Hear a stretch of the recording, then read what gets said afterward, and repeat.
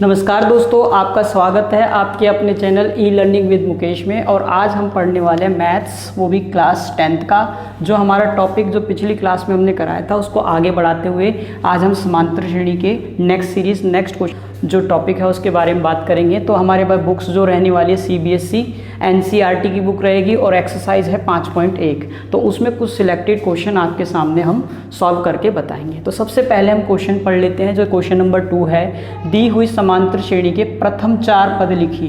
तो दोस्तों हमारा जो प्रश्न है वो है प्रथम 4 पद आपको लिखने हैं, जबकि प्रथम पद ए आपको गिवन है और सारवंतर आपके निम्नलिखित हैं। यानी जैसे देखिए पहला क्वेश्चन है जिसमें a बराबर 10 दिया हुआ है और d बराबर 10 दिया हुआ है दोस्तों। तो देखिए हम पहले लिख लेते हैं कि a बराबर 10 है और d बराबर 10 है और हमें लिखना है प्रथम 4 पद हमें लिखने हैं। प्रथम 4 पद का मतलब हो गया दोस्तों a1, a2, a3 and a4।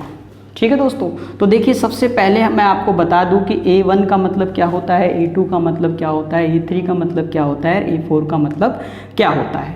तो दोस्तों सबसे पहले a1 को हम पहला पद भी कहते हैं और a1 हमारा पहला पद कहलाता है। a2, अगर a2 की बात करें तो a2 हमारा दूसरा पद होता है। तो दोस्तों इसे हम लिखते कैसे हैं मैं वो भी बता देता हूँ। a को हम a1 भी लिख सकते हैं और a2 होता है a प्लस डी। इसी तरह a3 होता है a प्लस 2d और इसी तरह a4 होता है a प्लस 3d। यानी करना कुछ भी नहीं है आपको, बहुत सिंपल है इसे समझना। तो देखिए मैं आपको दोबारा समझाता हूँ ये कैसे हम पता करेंगे। जैसे मान लीजिए हमें a10 लिखना है तो हम क्या करेंगे, a प्लस 1 घटा देंगे इसमें से तो ये 90 हो जाएगा। ठीक, जैसे हमें a24 लिखना है तो a24 जो लिखेंगे क्या लिखेंगे, a प्लस 1 घटा देंगे तो 23d हो जाएगा। दोस्तों समझ में आ गया होगा आपको। तो मैं अब इस क्वेश्चन को आगे कराता हूँ। तो हमें करना कैसे है तो इसे भी मैं मिटा देता हूँ। सामने a दिया हुआ है, a बराबर 10 है और d बराबर 10 है। तो देखिए पहला पद हमारे पास ये सॉल्यूशन हो रहा है। तो a1 बराबर a लिखेंगे हम, तो a की वैल्यू हो गई 10। a2 की बात करें तो a2 को हम लिखेंगे a प्लस d। तो a की वैल्यू कितनी है हमारे पास 10 और d की वैल्यू कितनी है यहाँ से 10। तो 10 और 10 20 हो जाएगा। इसी तरीके से a3 की बात करें तो a plus 2d means a की वैल्यू यहाँ पे 10 लगाएंगे, यहाँ से देखिए प्लस 2 लिखेंगे और d इसके मल्टीप्लाई में है तो d यहाँ पे 10 मल्टीप्लाई में लिख देंगे। तो 10 तो है ही है, फिर यहाँ प्लस का चिन्ह है और 10 2 जा 20 यानी कि ये 30 हो जाएगा। सिमिलरली a4 है हमारे पास, तो a4 को हम लिखेंगे क्या, a प्लस 3d। ठीक, तो a प्लस 3d को कैसे लिखेंगे, a की वैल्यू 10 प्लस 3 और d की जो वैल्यू है दोस्तों 10 है। तो a की वैल्यू 10 और यहाँ पे 10 दिया 30, तो ये हो जाएगा हमारे पास 40। कोई दिक्कत नहीं दोस्तों। तो इस तरह हमारे पास a1 भी निकल गया, a2 भी निकल गया, a3 भी निकल गया और a4 भी निकल गया। तो आप इस आंसर को इस तरह लिख सकते हैं, प्रथम 10 20 30 40। इस तरीके से हम इस आंसर को कर सकते हैं दोस्तों। तो उम्मीद है दोस्तों ये हमारे पास सेकंड क्वेश्चन का फर्स्ट पार्ट जो हमने ये वाला था ये हमने सॉल्व करवाया था। अब हम देखते हैं इसका सेकंड क्वेश्चन। सेकंड क्वेश्चन जब हम देखेंगे तो यहाँ पर हम देख रहे हैं कि a की वैल्यू है जो -2 है, a इजिकल टू -2 है और d की वैल्यू 0 है, d की वैल्यू 0 है और सेम हमें प्रथम 4 पद ही इसमें निकालने हैं। तो ऐसी स्थिति में देखिए a1 बराबर a तो जो कि -2 हो जाएगा। a2 का जो फॉर्मूला था हमने बताया था a प्लस d, तो a की वैल्यू यहाँ पे -2 और d की वैल्यू 0 तो यहाँ पे -2 ही आ जाएगा। सिमिलरली a3 जब निकालेंगे तो a प्लस 2d तो a की वैल्यू -2 और d की वैल्यू जो है हमारे पास 0 है, तो यानी -2। अब देखो यहाँ पे जब मल्टीप्लाई करेंगे इससे तो ये 0 आएगा, यानी -2 ही रहेगा। सिमिलरली a4 अगर हम देखें यहाँ पर तो a4 देखेंगे तो a प्लस 3d जो कि a की वैल्यू -2 है और d की वैल्यू 0 है। 3 को 0 से करेंगे तो 0, तो ये -2 ही आ जाएगा। तो इस तरीके से दोस्तों हम इस क्वेश्चन को भी सॉल्व कर पाए हैं। होपफुली आपको ये समझ में आया होगा। अब हम दोस्तों इसका थर्ड क्वेश्चन कहता है हमसे कि a की वैल्यू इसमें 4 है और डी की वैल्यू जो है -3 है। तो हमें प्रथम 4 पद सेम वही निकालना है क्वेश्चन। तो देखिए दोस्तों, a1 बराबर होता है a जिसकी वैल्यू 4 गिवन है, a2 बराबर है a प्लस डी, a की वैल्यू 4 है प्लस, अब दोस्तों यहाँ पे थोड़ा समझने वाली बात है कि यहाँ पे 4 तो है ही है और यहाँ प्लस माइनस, अगर एक बार प्लस माइनस अगर मल्टीप्लाई हो रहे हैं तो समझ लेना ये माइनस आएगा यहाँ पे, ठीक। तो यहाँ पे आ जाएगा 3, तो 4 में से 3 जाएगा तो 1 बच जाएगा। इसी तरह से a3 निकालेंगे तो a प्लस 2d, तो a की जो वैल्यू है 4 है ध्यान से, प्लस 2 है ही हमारे पास और d की वैल्यू है -3। तो सेम टू सेम 4 और देखो 2 तिया तो 6 हो गया, लेकिन मैंने आपको क्या बताया, एक प्लस हो और एक माइनस हो तो माइनस लिखेंगे इसमें, ठीक। तो यानी 4 में से 6 जाएगा तो -2 हो जाएगा। सेम टू सेम हम a4 भी निकाल सकते हैं। तो a4 के लिए हम क्या करेंगे, सेम a प्लस 3d, तो a की वैल्यू यहाँ पर है 4 प्लस 3 और d की वैल्यू है -3।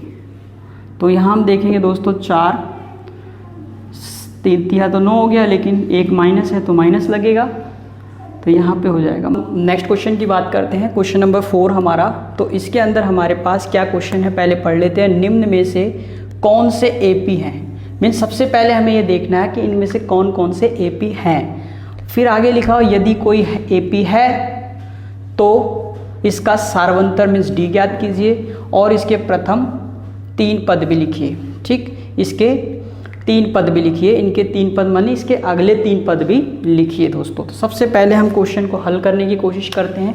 क्वेश्चन नंबर फर्स्ट जो हमारा 4th क्वेश्चन का फर्स्ट पार्ट है, 3 1 -1 और -3 और डैश डैश डैश डैश। तो दोस्तों सबसे पहले हम बात करें तो यहाँ पर a बराबर अगर मैं मान लूँ कि a1 यहाँ पर 3 है, मैं मान लेता हूँ पहले, a2 हमारे पास 1 है, a3 हमारे पास -1 है और a4 हमारे पास -3 है। तो सबसे पहले हमें ये जानना होगा कि क्या ये AP है या नहीं है।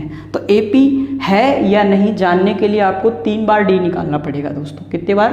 3 बार। तो देखिए मैंने आपको कल भी बताया था इस क्वेश्चन को जिसके अंदर हम 3 बार D निकालते। तो पहला फॉर्मूला रहेगा A2 - A1, दूसरा फॉर्मूला रहेगा हमारे पास A3 - A2 और तीसरा रहेगा A4 - A3, ठीक। तो यहाँ पे देखो पहले में D निकालते हैं तो A2 की वैल्यू कितनी है यहाँ पे 1, फिर माइनस है, फिर A1 की वैल्यू कितनी है 3। तो फ्रेंड्स 1 - 3 अगर हम करेंगे तो -2 आ जाएगा क्योंकि बड़ी संख्या हमारी 3 है। यहाँ देखते हैं दोस्तों A3 की वैल्यू -1 माइनस A2 की वैल्यू -1। तो आप देखते हैं कि -1 और -1 कितना हो गया, -2 हो गया, ठीक। सिमिलरली A4 देखते हैं हम, A4 कितना है यहाँ पे -3 माइनस A3 कितना है हमारे पास -1। तो यहाँ -1 है दोस्तों ये, तो -3 प्लस दो बार माइनस है तो प्लस होता है। तो 3 में से 1 जाएगा तो -2 बचेगा। तो हम क्या देख रहे हैं कि D क्या है, सेम है। D क्या है, सेम है, मीन्स सारे के सारे D क्या है, सेम है। तो अगर सारे के सारे D सेम हो तो हम कहेंगे यह एक AP है, यह एक AP है। तो ये हमारा आधा आंसर आ गया है कि निम्न में से कौन कौन AP है यहाँ तक आ गया है। कहता है यदि AP है, मीन्स अब हमें आगे भी करना है, तो इसका सार्वंतर ज्ञात कीजिए, मीन्स इसका D ज्ञात कीजिए। तो D हमारे पास ऑलरेडी आ चुका है -2, ठीक। और फिर इसके अगले पद भी लिखने हैं। अगले कितने पद लिखने हैं, इसके 3 पद लिखने हैं। तो 3 पद कैसे हम पहचाने कि कौन सा पद लिखना है। तो देखिए कौन कौन से पद गिवन थे हमारे पास, पहला, दूसरा, तीसरा, चौथा, मीन्स हमारे पास मीन्स क्या है, 5वां, 6ठा और 7वां, मीन्स हमें 3 पद और निकालने हैं। तो देखिए दोस्तों सबसे पहले हम बात करेंगे A5 की। तो A5 जो होगा हमारे पास कितना हो जाएगा, A प्लस 4D। मैंने आपको बताया था कि एक इसमें से कम करेंगे और D लिख देंगे वहाँ पर। तो देखिए दोस्तों A की वैल्यू कितनी थी यहाँ पे 3 प्लस 4 और D की वैल्यू कितनी है -2। अब इसे सॉल्व कर देंगे, 3 तो है ही यहाँ पे, 4 को 2 से गुणा करेंगे तो 8 आ जाएगा और यहाँ पे एक माइनस है तो माइनस आ जाएगा।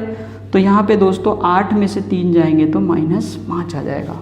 सेम टू सेम अगर हमें निकालना है A6 तो क्या करेंगे, A प्लस एक कम कर देंगे 5D, यस ठीक। तो यहाँ पे A की वैल्यू कितनी हो गई 3 प्लस 5 और D की वैल्यू हो गई -2।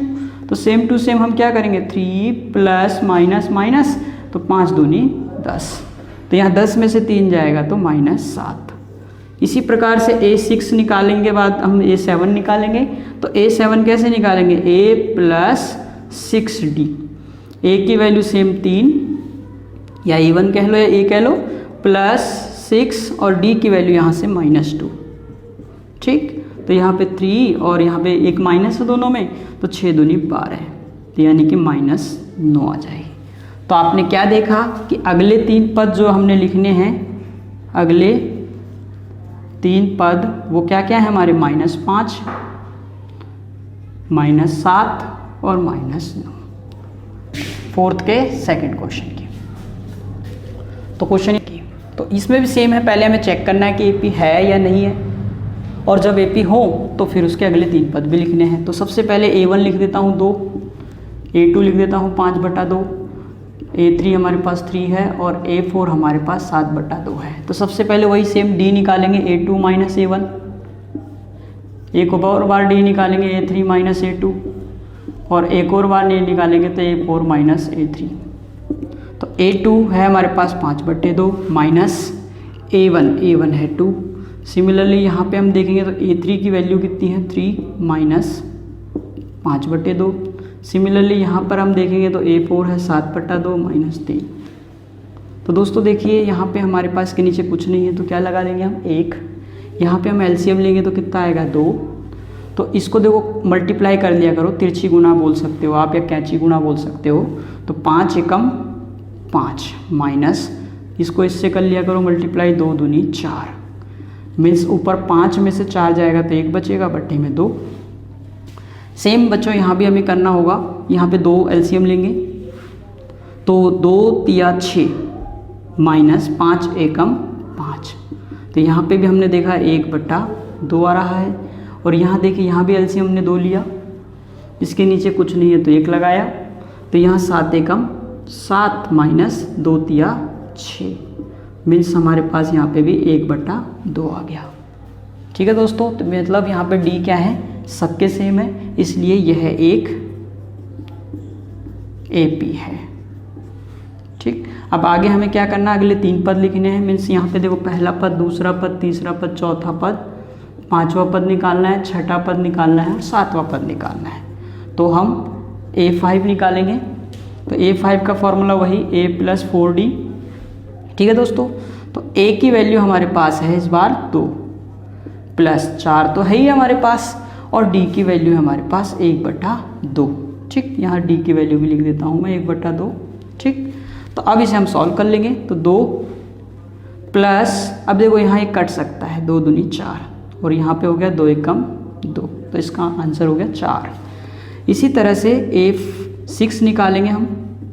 तो A प्लस 5D, तो A की वैल्यू रहेगी कितनी 2 प्लस 5 और D की वैल्यू है 1/2। तो अब हम इसे सॉल्व करेंगे तो 2 एकम 2 मीन्स 2 ही है यहाँ पे, और यहाँ 5 एकम 5/2। ठीक, सेम टू सेम यहाँ एलसीएम लेंगे तो 2 एलसीएम आएगा इसका। तो 2 दूनी 4 प्लस 5 एकम 5, तो इसका आंसर हो गया 9/2। ठीक, यहाँ निकाल देते हैं A6 के बाद में A7। तो A7 क्या रहेगा दोस्तों, A प्लस 6D। तो A की जो वैल्यू है वो है हमारे पास कितनी है 2 है, प्लस 6 और D की वैल्यू 1/2 है। तो 2 तो है ही है, प्लस यहाँ से 2 कट सकता है, 2 तिया 6, तो यहाँ पे 3 एकम 3, तो यहाँ पे हो गया 5। तो अगले 3 पद क्या क्या हो गए हमारे पास, 4, 9/2 और 5।